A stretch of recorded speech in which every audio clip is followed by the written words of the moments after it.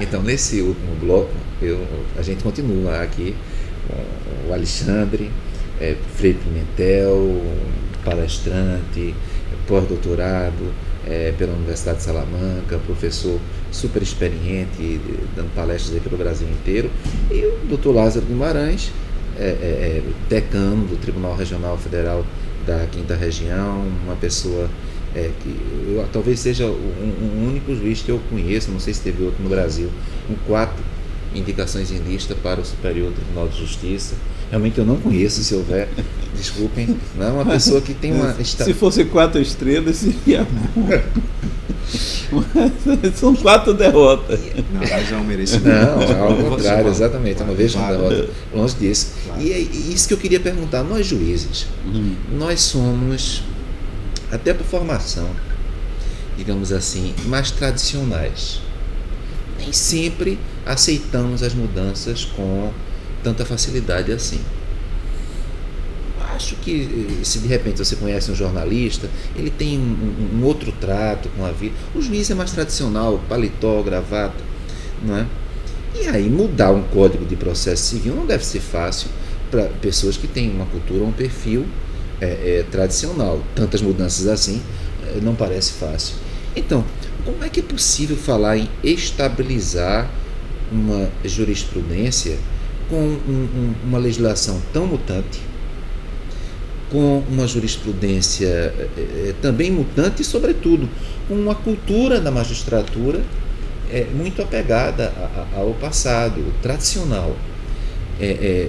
O Código deve enfrentar muitas dificuldades também por aí. Queria que falasse um pouco sobre essa questão da mentalidade do magistrado tradicional e falar em torno de uma estabilidade de uma legislação completamente objeto de críticas, como o novo Código de Processo Civil. Hélio, eu era promotor na Bahia em 77, quando o Procurador-Geral de Justiça me chamou para assessorá-lo, e eu tive a ocasião de presenciar, né, um fato muito interessante, que eu acompanhava o diário oficial para poder realizar o meu trabalho. Eu procurava me manter em dia com as decisões da Justiça da Bahia, e aí me deparei com um despacho, uma decisão muito interessante de um juiz de uma vara civil. Ele dizia mais ou menos assim na decisão: em boa hora o escrivão desta vara, meu amigo fulano de tal, me alertou que o Código Buzaide havia eliminado o agravo de petição. Por isso eu reconsidero a decisão que deferiu o agravo de instrumento. Eu achei interessantíssimo isso. Então, isso em 77, né? 3 anos depois da vigência do Código, juiz da capital. Pois é. Em boa hora o escrivão tinha avisado a ele que o Código de Buzaide já estava em vigor. Né? Nós vamos ter essa dificuldade. Nós vamos ter essa dificuldade, sim. E ainda mais que o Código de 2015 ele foi editado, foi promulgado, foi publicado. Nós temos as versões, a versão dele, né, publicada, e está em andamento modificações já, né, e os juízes vão ter que conhecer e aplicar esse código, que vai entrar já em vigor já com essas modificações. Juiz, secretaria. E um número de artigos bem extenso, é um código. Pode levar um descrédito para o Poder Judiciário, vocês acham? No seguinte sentido, se a gente tem uma legislação nova, uma legislação importante, as universidades estão estudando, os grupos de pesquisa, tem as mais variadas interpretações sobre esse código. Aí, se de repente o que aconteceu em 77 acontecer hoje, eu fico pensando, olha bem, qualquer defeito que ocorrer nesse sentido, hoje com as redes sociais, isso se multiplica. Isso se multiplica. As críticas vão aumentar, né? Não, nesse sentido, eu acho que o novo CPC ele traz traz um princípio. Aí eu estou falando do princípio no sentido de uma construção hermenêutica mesmo, lembrando Nelson Saldanha, que gostava dessa expressão. Na nossa cultura. Certo. Né? Você pode achar que não, você não muda cultura com a lei, mas às vezes muda. Né? Certo. A Lei Maria da Penha, por exemplo. Fim de segurança. Enfim, a lei do Estatuto da Pessoa com Deficiência, que entrará em vigor agora. A proibição do cigarro em avião, que era uma coisa horrível, me acabava. Em ambientes fechados e tal. São Então, termina pontuais, né? se adequando. Então as pessoas falam, vamos ampliar o prazo de vigência. Eu acho que se ampliasse para 3, 4, 5, 10 anos, o problema terminaria sendo praticamente o mesmo, à exceção da possibilidade de estruturação financeira dos tribunais. Mas de os juízes estudarem, os advogados estudarem, eu acho que todos, aí é uma questão cultural nossa, tá? Eu falo no geral, advogados, promotores, juízes, todos deixariam para a última hora. Né? Então, vai acontecer esse problema, como aconteceu com a Lei 11.232, que entrou em vigor em 2006, teve 6 meses de vacácio, ela é de 2005, e a gente continuava recebendo assim centenas de petições nas várias siglas, pedindo a execução nos termos anteriores. Então isso vai acontecer, mas isso vai fazer parte da mudança. Eu te pergunto, na Itália... Os advogados, sim, desculpe a claro, interrupção, muitos advogados ainda não se aperceberam da limitação que o Código, com a reforma fatiada, fez quanto ao uso do agravo interno, no agravo nominado, em relação às decisões do relator que concedem ou denegam a suspensão do agravo do instrumento, né? O efeito suspensivo do agravo do instrumento, ou concedem ou negam a antecipação da tutela recursal. Não cabe o agravo nominado, mas os advogados continuam interpondo. Está no seu livro, inclusive, né? Eles continuam. Eu lembro bem disso, da tutela efetiva. Continuam interpondo esse recurso, ainda hoje. Né? Ainda hoje, depois de vários anos da alteração. Então isso é um problema. Agora, me parece muito perigoso se pedir... que o Alexandre falou há pouco, na tutela efetiva, sistemática e positivação. Não? Que ele foi integrante da banca examinadora da minha defesa da dissertação, ele, o ministro Teori e o Lúcio Graça, que foi o meu orientador. Em 2006, né?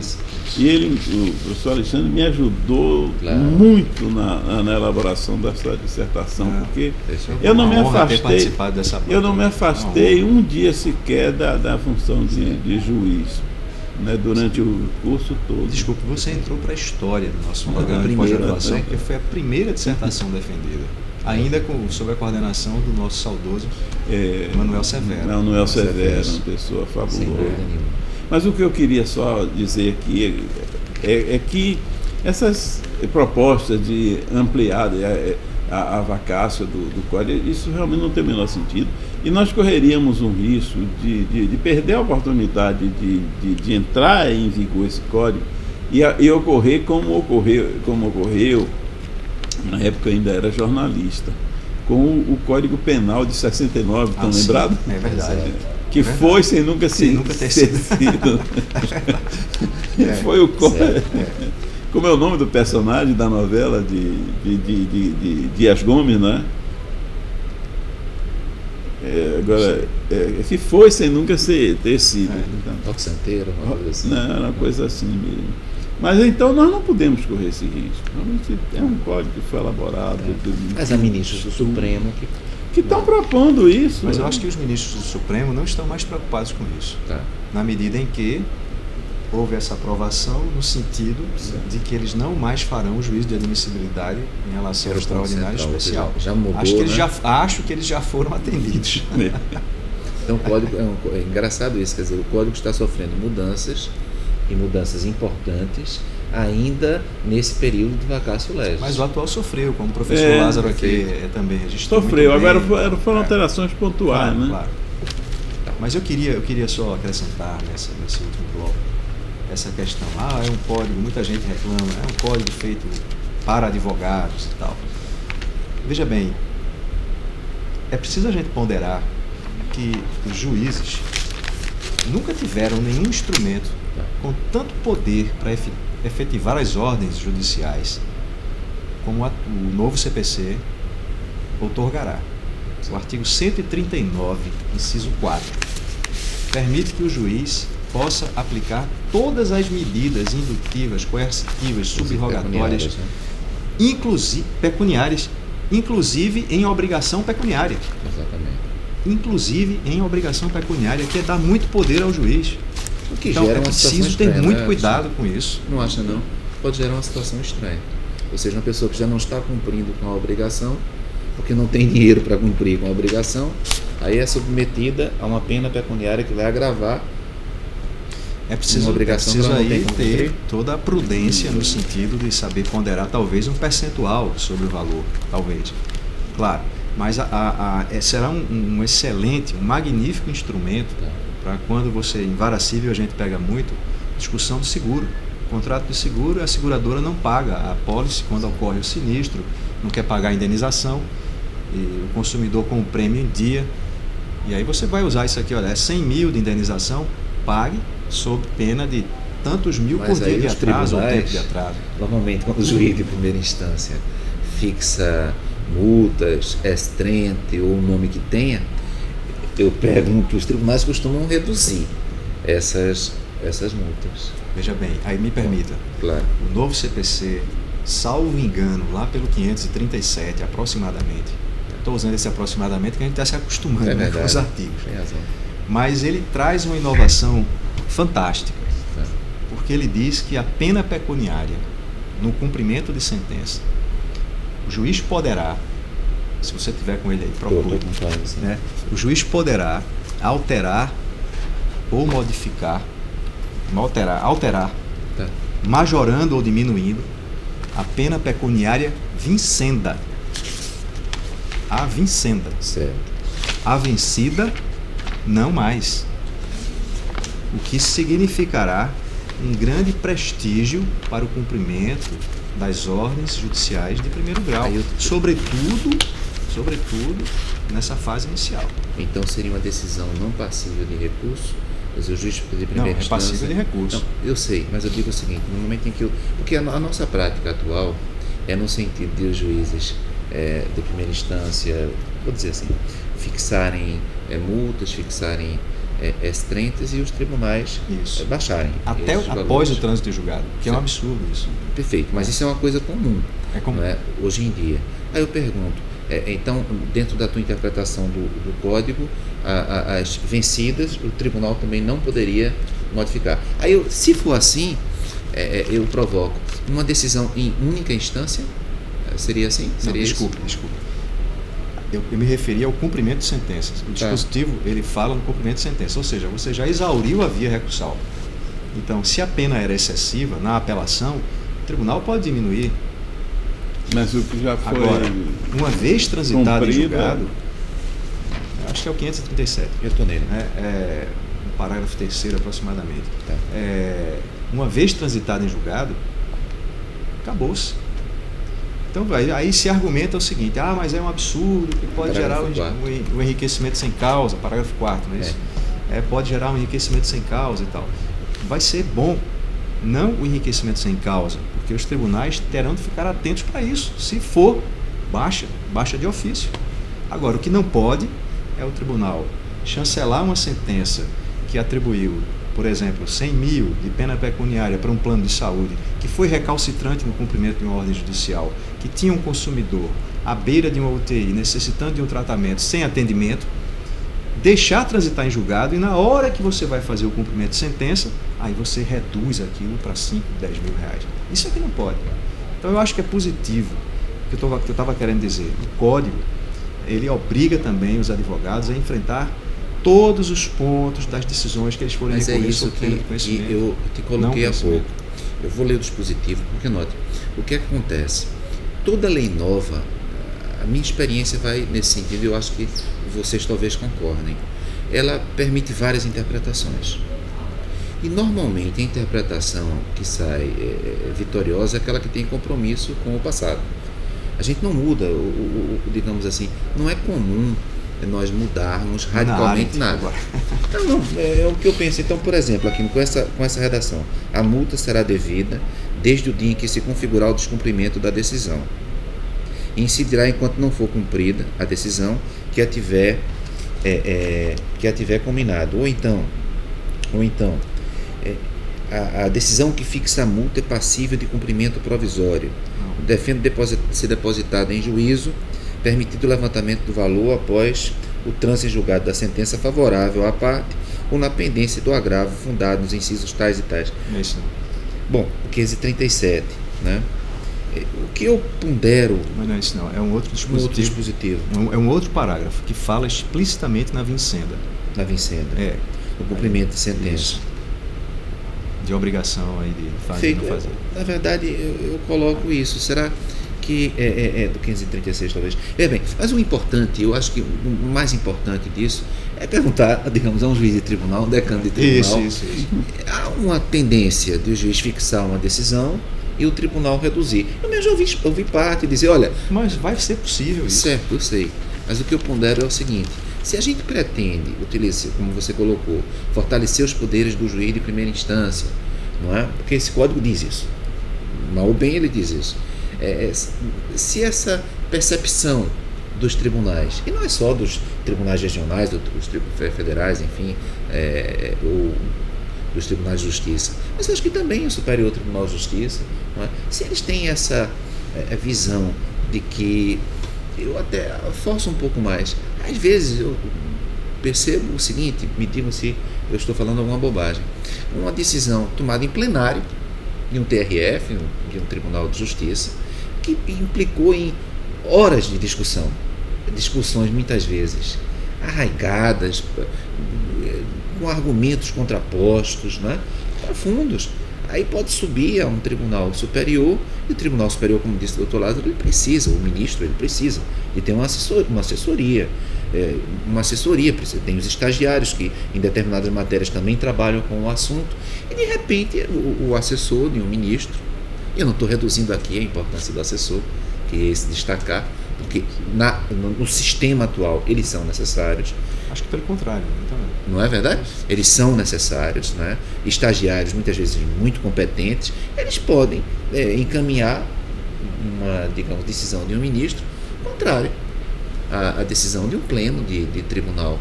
O nosso sistema tem essa característica. Risco mesmo.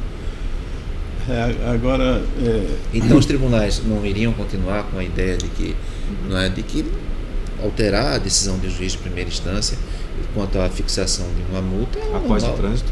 Não, vê bem, estamos por etapas, né? Por etapas.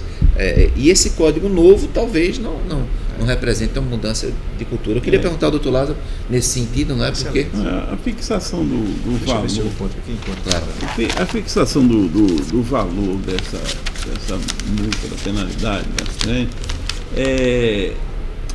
isso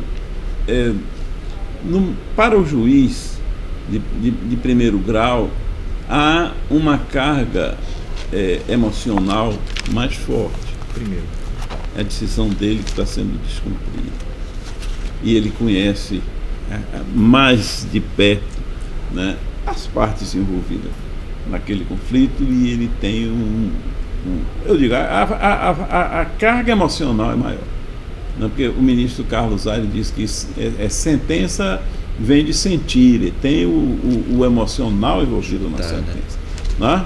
Então, quando ele aplica, mas quando isso chega no tribunal, o tribunal já está mais distante. Aí vai fazer uma avaliação e vai levar outros fatores em conta e tal. Eu recordo agora um caso que chegou ao meu julgamento de uma sentença que havia fixado indenização em danos morais por tortura sofrida na época do regime militar por uma pessoa, e fixou, parece que 20 milhões de reais, uma coisa assim. Então eu imagino o juiz quando fixou essa indenização, a carga emocional que ele sentiu de haver, né, presidido aquela instrução e ter aquele relato todo na sua frente e tal. Ele fixou em, eu acho que foi 20 milhões de reais. Mas quando chega no tribunal e que se faz a comparação com outros processos, né, pessoas também, inclusive, que perderam, digamos, seu filho, mulheres que perderam seu marido, mulheres que perderam, e tiveram condenações de indenização em valor bem inferior, a gente tem que fazer e encontrar um valor mais razoável, não é? Então, por causa do distanciamento. Lógico. Só para fazer o registro do dispositivo. O juiz poderá, de ofício, 537, parágrafo 1º, o juiz poderá, de ofício ou a requerimento, modificar o valor ou a periodicidade da multa, vincenda, ou excluí-la, caso verifique que se tornou insuficiente ou excessiva, ou o obrigado demonstrou cumprimento parcial superveniente de obrigação ou justa causa para o descumprimento. Multa vincenda. Exatamente. Não é? Isso é algo muito bom. No final desse dispositivo, chegou a existir aí, e foi um desses que foram para a sanção e voltaram diferentes, estava lá, sem eficácia retroativa. Né? Mas aí se achou que ficou meio tautológico, já que ele só está se referindo à multa vincenda.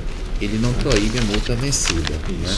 Mas ele se refere à multa vincenda. Então tem aquela questão. A multa vencida é inalterável. Não é? Mas vincenda pode ser. Você pode alterar a multa vincenda, o seu valor ou a sua periodicidade, quando ela se tornar excessiva ou insuficiente. Você pode alterar a vincenda. A vencida não. Perfeito. Enfim. É causa determinativa, né? Enfim, está escrito. Fica né? essa... Agora, como diz Cabral de Moncada, jurista português, que eu gosto muito, sempre repito essa frase. Ele diz o seguinte: a lei reina, mas quem governa é a jurisprudência. Verdade. Paciência. Verdade. Bom, mas aí eu pergunto também, porque eu acredito que seja uma grande aposta do Código, a questão da conciliação, a questão da mediação no novo Código do Processo Civil. Parece que ele, assim como prestigia a uniformização da jurisprudência dos tribunais superiores, ele também aposta muito na mediação, na conciliação. Lembrando que essa semana é uma semana nacional, né? Isso. De conciliação. Nesse aspecto, talvez eu venha divergido do meu mestre, Alexandre Pimentel. Talvez eu venha divergido. Mas me parece que houve um avanço do Código. É preciso mudar toda uma cultura litigiosa adversativa que nós temos no nosso país. Nós precisamos... veja bem, eu recordo que logo que eu cheguei, eu voltei à Bahia, né, para assumir como juiz federal, e um advogado foi ao meu gabinete me convidar para eu preparar um trabalho para me inscrever no Instituto dos Advogados da Bahia. E aí eu preparei um trabalho. O relator lá no Instituto dos Advogados foi o professor Calmon de Passo, que tinha sido meu professor no curso de especialização. O título foi A Solução Extrajudicial dos Conflitos de Interesse. E aí eu mostrava a necessidade que havia de se criarem mecanismos de solução consensual, de solução fora da justiça, né? Desses conflitos. E eu vejo hoje que houve, né, na legislação brasileira um avanço muito grande. E eu preconizava, além também da ênfase na negociação, na mediação, negociação, a criação de juizados especiais, que na época havia algumas experiências, se eu não me engano, começou na Justiça de São Paulo, com os juizados de pequenas causas, né? Começaram em São Paulo. Chegou-se a se instalar aqui também, antes dos juizados especiais. Antes juizados de pequenas causas, eu falava nisso. E ampliar, por exemplo, dotar os órgãos da administração pública de conselhos que realmente decidissem com alguma autonomia. Claro. Né? PROCON, por que não? Né? As decisões do PROCON serem títulos extrajudiciais. E eu acho que esse caminho de ênfase, de prestígio da mediação e da conciliação é um caminho bom para quanto a isso, sociedade. Nós não discordamos.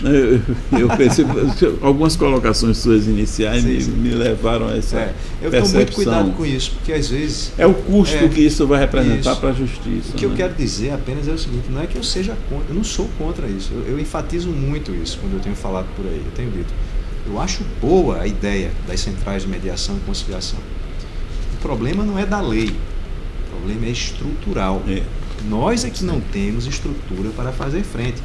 Então, o que é que vai acontecer? Mesmo que no primeiro momento haja, digamos aí, um transtorno inicial, os tribunais terão de se aparelhar. E na medida em que eles forem se aparelhando, o fluxo vai fluindo. Certo. Sobretudo com as expectativas, que é algo de muito bom, que é o IRDR. Além de falar da conciliação, a criação dos juizados especiais na Justiça Federal teve um significado tão grande. Só se ter uma ideia, 70% dos processos na Justiça Federal são dos juizados especiais. Não chegam ao Tribunal Regional Federal. Se chegasse, nós já temos muitos processos, hoje já imagina, iriam 70% a mais de processos. Os juizados especiais federais foram importantes. Mais matéria previdenciária, né? Não, tem de todo tipo, só não pode assim, aí tem até quem interprete diferente, é questão de anulação de ato administrativo, né? E outras coisas assim, mas quase tudo isso é muito possível. Bom. Isso é muito positivo. Mas a ideia inicial dos ministros do antigo Tribunal Federal de Recursos, que depois foram para o STJ, é de que seria inviável o juizado na Justiça Federal.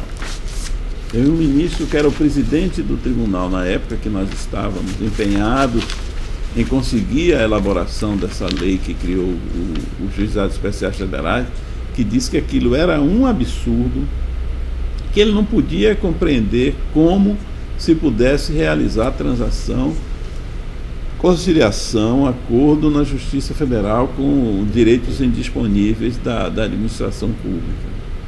Ele não conseguia entender isso. Falou alto e bom som num seminário. Hoje, a Lei 13.129 de 2015 deixa claro que a Fazenda Pública pode fazer parte, né, da arbitragem. Mas talvez aí seja o problema. Entre a lei, como você colocou, e a prática, sim. Porque acho que ainda há uma grande dificuldade. O Tribunal de Contas da União está punindo, multando procuradores federais que realizam acordos sem o atendimento a certos requisitos formais que eles colocam lá, e punindo os procuradores federais.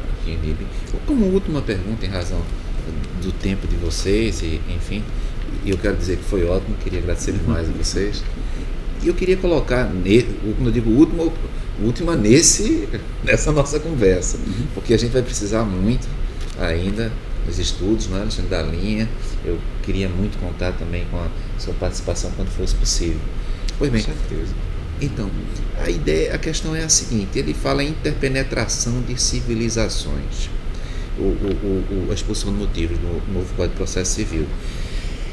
Mas aí eu te pergunto, isso não é muito difícil, a gente pegar um dispositivo da Alemanha, não é?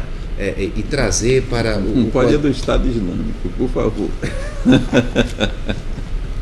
Então, perceba, não é? Isso parece que tem algumas dificuldades. O que funciona na Alemanha pode funcionar ou não no Brasil.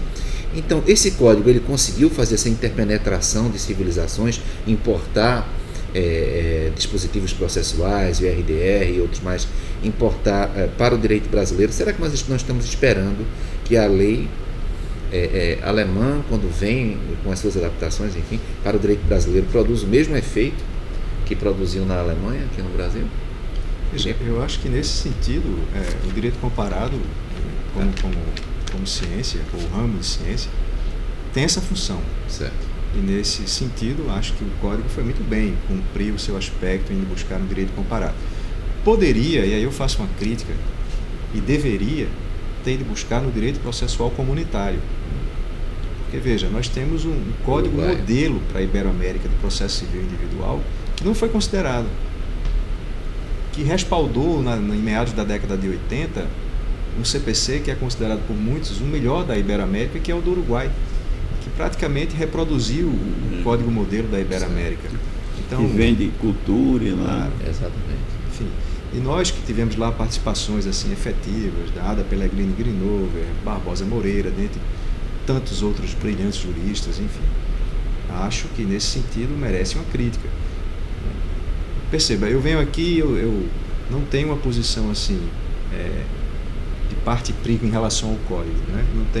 Não sou contra, acho um bom código. Agora, não abro mão do meu direito de crítica em alguns aspectos pontuais que eu acho que são irrenunciáveis, né, esses direitos. Quanto a essa interpenetração, o código ele foi elaborado por uma comissão presidida pelo ministro Luiz Fux, que tem uma formação em que o direito alemão é muito importante. Os livros dele todos refletem essa influência, né? Mas é uma influência que já vem de muito tempo no nosso direito. Nós temos aqui no Recife Tobias Barreto, né, germanista. A escola do Recife, a escola toda do Recife tem.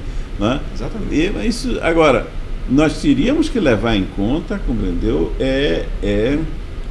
Não só, né, o direito alemão, que foi muito.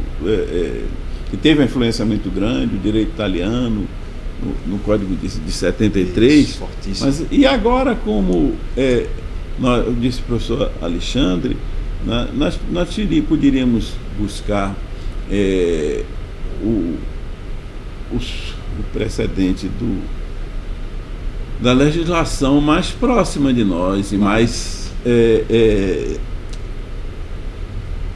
latino-americana, né? Nós poderíamos, acho que o futuro do processo é a comunitarização. Nós como o europeu já está nessa. Nós deveríamos, foi digamos assim, uma falha. Claro. Uma falha na elaboração do projeto. Não levar em consideração essa experiência. Então, eu queria agradecer mais uma vez, né? Agradecer aqui a vocês dois por terem permitido, né, um debate que certamente quem está escutando, as pessoas que participam, acho que de vários grupos, né, de estudos, né, em vários locais do Brasil, que a gente pode tentar atingir, né, como a gente está tentando, se esforçando com dificuldade, não é? Eu acho que é um aporte, não, uma contribuição. Eu queria agradecer muito a vocês dois por terem ficado tanto tempo aqui. Eu que tenho que agradecer a meu amigo, mestre do mestrado, ao meu amigo, também meu mestre, por mim também muito admirado, professor Alexandre, dessa companhia, dessa troca de ideias, desse debate que é muito enriquecedor. Você vê, né? Algumas vezes assim houve uma incompatibilidade, assim, mas quando eu soube que o professor Lázaro viria hoje, eu cancelei todos os compromissos só para poder. A mesma coisa aconteceu também comigo. Olha, muito obrigado, gente.